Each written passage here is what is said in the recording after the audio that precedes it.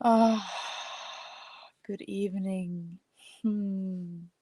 Such a pleasure to be here with all of you from home, from the forest temple again. I love traveling, but there's no place like home.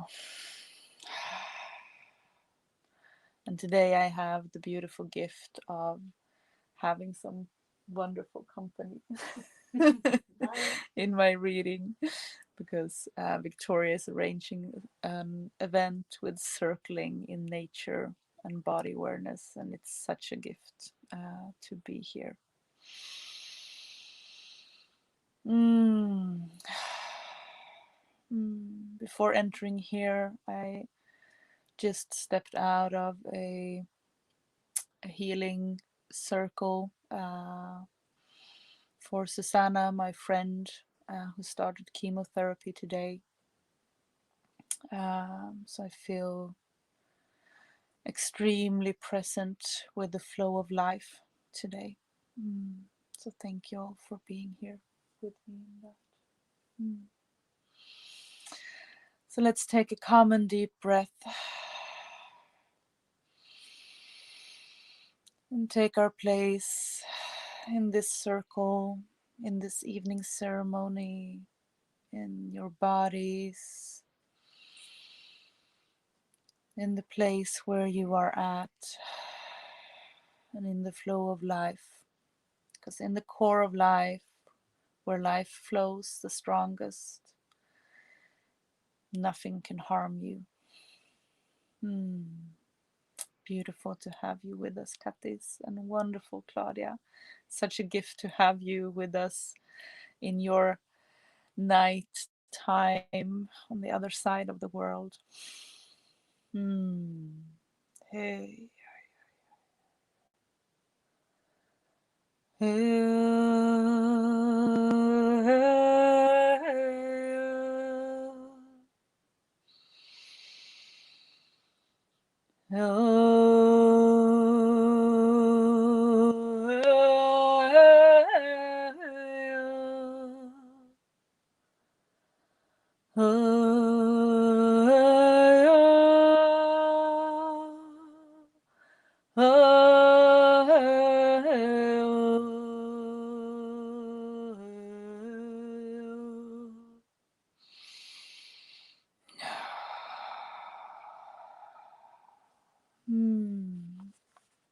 I think we're ready.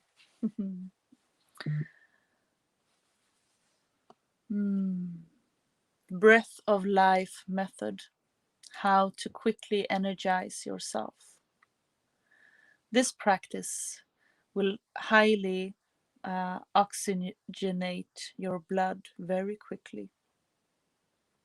Your eyes will need to be closed, so it's important that you're in a sitting position and able to hold on to something to steady yourself. When you're done with this practice, don't stand up right away. You may get dizzy and fall down. This practice can energize your whole physiology in less than a minute, and its effect may last for an hour or more. So it's important that we don't practice this method too close to when we need to go to sleep. So maybe not practice this tonight, but you can come back and do it in the morning. Close your eyes and allow your forehead, eyebrows, jaw, and shoulders to fully relax. Through your nose, fill your lungs with a slow and deep breath. When your lungs are full, hold your breath and then open your mouth. Quickly inhale with a short, powerful breath and fill your lungs to their maximum capacity. This is called filling the bellows. Hold that breath for 7 seconds and then exhale quickly and forcefully. Repeat steps 1 through 4 times, and then open your eyes ever so slightly and take a slow and deep breath, not focusing on anything in particular, just a soft downward gaze as you feel your senses heighten, your energy rise, and your body come alive. When you're done, stand up slowly. Every breath you take is a gift from the Creator. Let's offer a silent thank you and give gratitude for the gift of the second medicine, our breath. Mm. And with that breath of life, we step into the next chapter, the West, the healing powers. When a vision comes from the thunder beings of the West, it comes with terror like a thunderstorm, but when the storm of vision has passed, the world is greener and happier, for wherever the truth of vision comes up, uh, for when wherever the truth of vision comes upon the world, it is like a rain. The world, you see, is happier after the terror of the storm. This is a quote from Black Elk. Fall. Just as the sun begins to set at the end of the day, so does the season begin to set on the cycle of the medicine wheel. As summer retreats into our memories, the south wind brings the fall and offers us this time to reflect on the intentions we had for the year and what we've accomplished thus far. It's a time to finish our projects, to reap what we've sown, and to prepare all that we've harvested as we move into the next season of life. Fall is also the time to gather our family and community together, to share in our blessings, to help others, to tell stories and visit our memories of the past year and remember those who have crossed over before us to the camp on the other side. The West is where the thunder beings, the Wakinyan, come from. They fill the atmosphere with rolling thunder, brighten the senses with lightning, and bring the healing medicine of the cleansing rains. The thunder beings come from the spirit world. They are the Creator's warriors, and they come to teach us vigilance and to heal sickness in the world. The thunder beings are allies to the star seeds, those sacred humans that have picked up the ways of natural spirituality. Carrying these ways can be a heavy burden at times, and the thunder beings help to give us healing and strength to hold that space for spirit to come through as we continue to walk the red road on a good way. But just like when we walk on any road, we gather dirt and grime along the way, and we need to wipe it off. The thunder being's medicine can wipe us off spiritually and turn water into medicine. A shower, a bath, a swim can wash away the stress and worry and cleanse those things that are sacred. They help keep us clean from drugs and alcohol and other forms of self abuse. Humans have the tendency to look the world over in search of spirituality and self healing, but time and again, no matter how much we look outside ourselves, it's the power of the sacred teachings and the power of the West that help us understand that what we're seeking is not to be found outside of ourselves, but that all divine understanding has been within us all along. The element of water.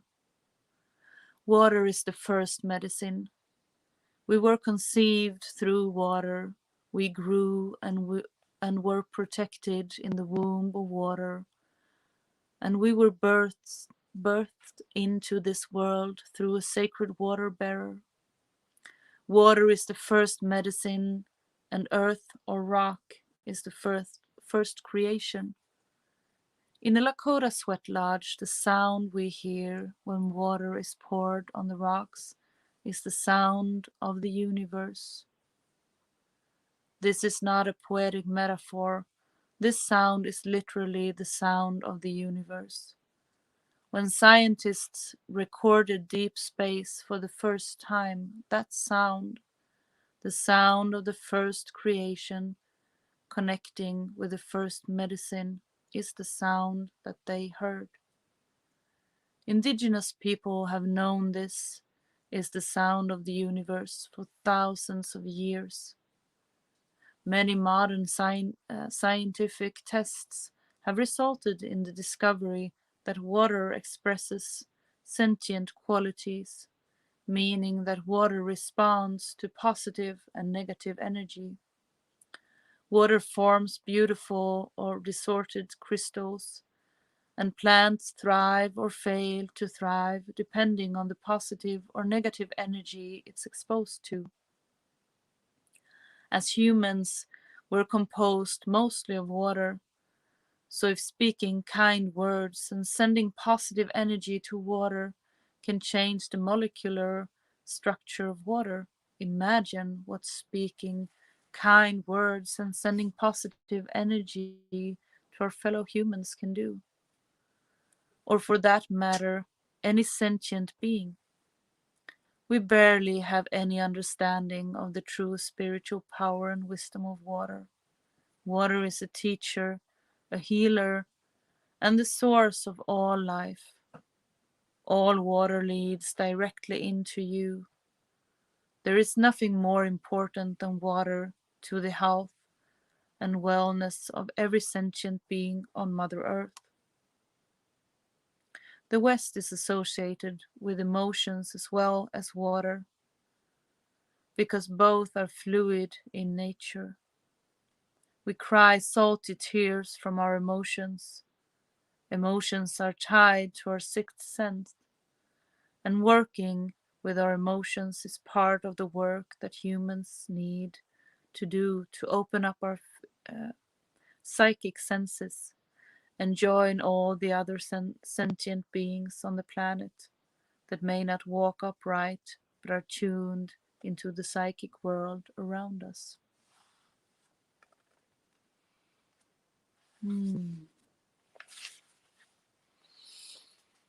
The Thunder Beings and the Giants.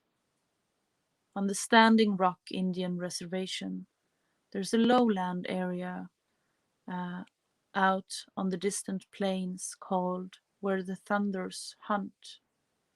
It is a land of deep ravines and rocky outcroppings, and a maze of deep underground caves. The valley received its name from a harrowing event that happened between the Lakota Oyate, the Lakota people, and the Iya Oyate, the giant people, in the distant past of pre-America. Both nations lived on the plains, but they did not live in harmony.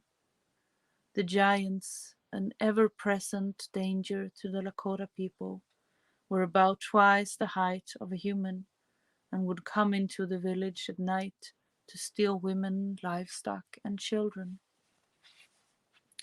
One day, a hunting party of the Lakota's finest warriors were out on the extended hunting trip when a messenger from the village rode up in full gallop. The giants had come into the village and taken several people and animals. The warriors immediately mounted up, and led by their best tracker, they found the giant's trail leading far out in the vast prairie. After 2 days of tracking, the warriors found the entrance to their cave just as the sun was passing the highest point in the sky. The warriors had been told many fireside stories of the giants, and one of the things they had learned was that giants slept during the day and woke from their slumber shortly after sunset, which meant that they didn't have long. The stench of the cave was overwhelming. Just inside the entrance of the cave was a giant that was supposed to be on guard, but who had fallen asleep. With the possibility of the sleeping giant waking up at any moment, the warriors worked quickly and quietly to free those who had been stolen from the village, at least those who were left. The warriors and the freed relatives rode hard and fast to put as much distance as possible between themselves and the giants. When the giants eventually woke up and discovered their meals had been taken, they exploded in a violent rage. Howling and roaring, the clan of giants poured out of their cave, hungry to catch whoever stole their food, rip them to shreds, and feast on their bones. Giants have keen senses, and once they picked up the scent of the warriors' horses, the chase was on. They quickly closed the distance in the moonless night. The warriors could hear the howls and roars of the giants coming for them. The horses were exhausted, and the village was still over a day's ride away. The warriors knew there was no possible way they could find it home before the giants overtook them. Desperate and faced with mortal danger, they could have given up, but they didn't. One thought grounded them and put their overwhelming fear in check. They remembered that they were the sons and daughters of the ancestors who gave everything so they could have this beautiful life and continue to live these beautiful ways. The bone-weary group dismounted and gathered in a sacred circle next to the creek they had been following. They took out their uh, Shanumpa Wakan, their sacred pipe, joined the bowl with the stem, and gathered in prayer. They prayed as the giants drew closer, and they could hear the giants' blood-curdling cries in their strange guttural language. It appeared that all hope was lost for this small, noble band of Lakota. The people took a buffalo horn filled with water from the creek, and they blessed themselves by drinking the water and wiping themselves down. The medicine man held the sacred pipe up to the sky and prayed, "Thunder beings of the west, we're calling on you. We need your help now. Please protect us, guide us, and watch over us. The people of the giant nation will be upon us soon and will kill us. Protect us from these giants and defeat them for us through your power. We want to live and see our families and our loved ones and walk this beautiful red road in a good way. Creator, this is our prayer. Mitakaye Ayasin." They smoked the sacred pipe, honoring all 7 directions, and the thunder beings came. Clouds began to form in the distance, billowing and growing until they stretched across the horizon and quickly began to black out the star-filled canopy of night. Thunder rumbled across the prayer and shook the ground like 100,000 stampeding buffaloes. The whooping and howling of the giants went silent, and when the lightning flashed, the Lakota could see that the giants had stopped their charge and were huddled together in fright, frozen, and not sure what to do. A huge group of thunderclouds rolled out over the prayer and the sky and settled directly over the clan of giants. Lightning flashed inside the massive thunderheads, and with each flash they could see the huge outline of a figure in the clouds and knew This was Wakinyan Wishasa, the Thunder Man. He had brought the thunder beings to help the people. Thunder vibrated everyone's bodies to the core, and lightning filled their eyes with every possible color of light.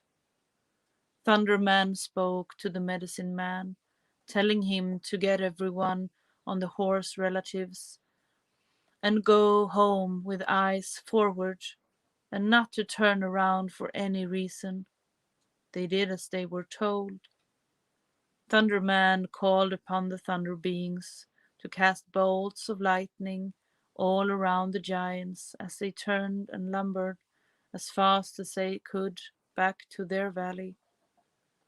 When the giants got back to their caves, they were so frightened of the power of the Lakota's prayers that they sealed up all of their caves and went deep into the earth and back to the underworld.